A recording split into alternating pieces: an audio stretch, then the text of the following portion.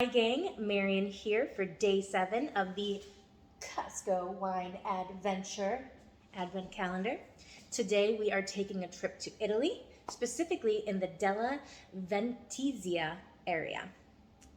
Today we are going to be having the Pastello, you see Pinot Grigio, and if you look right at the bottom there, it's really hard to see, but it says Delle Venezie. And I'll take a picture of it for you guys. So, this area is located in the northeast part of Italy. Think about closer to Austria and not the bottom of the boot. So, a lot higher and cooler region. So, this area, Delle Venezie, was in 2017 listed a designation of origin. Now, what that is the same thing, sorry guys, is the same thing as the IGP that we talked about with that French Merlot from Pastello. Now, basically, this just means wines of the land. Each country has different rules, different designations, and different titles that they call it. The only thing that sets it differently in Italy is that these wines, if they're in that designated area, they have to pass a government quality and taste test. So they prove their quality of the wine. This area specifically consists of river valleys, coastal plains, and mountainous foothills. So this offers a very cool growing climate. Now, if you think back yesterday to that Malbec that we had from Argentina, it's always sunny there. It's always hot. Not here. Very cool, crisp growing region. Now, this is perfect, especially for the Pinot Grigio grape, because it locks in that sweet, fruity flavor that you get. And it gives you a lot of fresh fruit flavors. Prime growing region for Pinot Grigio. What's interesting is that area specifically contains mostly Pinot Grigio and some other whites, but it's really known for the Pinot Grigio. Now remember, if you're tasting along with me, scan your QR code. It's going to take you to the Wine Adventure webpage to day 7. For anybody else, I will put the website in the description for you so you can follow along with us for future wines as well. Now, in the description from the importer, they talk about a bouquet of citrus, stone fruit, honeysuckle, and dried apricot. I got a lot of lemon lime on the nose. Let's go ahead.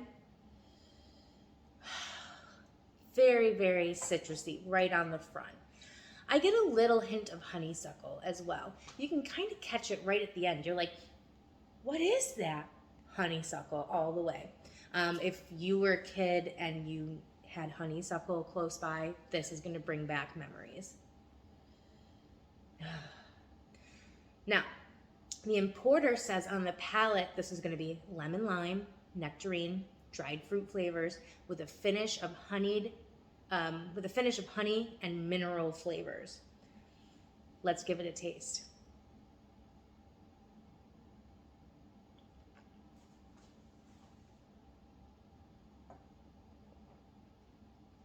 Oh. Remember to swish, let it hit your entire palate, your cheeks, your teeth, the front, the back. You really want to enjoy it hitting every place in your palate, because every place in your palate is going to give you a different experience. I get a lot of limey flavors on the front of this. As soon as it hits your mouth, you're like, woo, citrus. But it's a very interesting wine because it changes throughout the whole finish, and it has a very long, drawn-out finish. So the middle of this finish, it turns into like a clementine, nectarine, stone fruit. For anybody who doesn't know what stone fruit is basically like a pitted cherry or a peach. It's got to have that hard seed in the middle with the fruit on the outside. That's a stone fruit. The finish is almost like this honeyed slate finish, and I think that's what they were talking about when they said mineral finish from the importer. This wine is very special to me because when you close your eyes, it almost transports you to a different world. So try it again. I want you to close your eyes, take a sip, and really contemplate what you see, what you hear, what you feel when you try this wine. So let's try it together.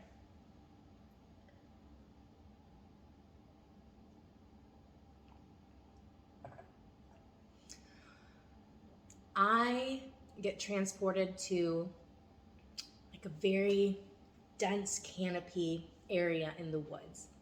And there's a slate bottom stream bed, and I can hear the water trickling. I can see the water trickling in front of me.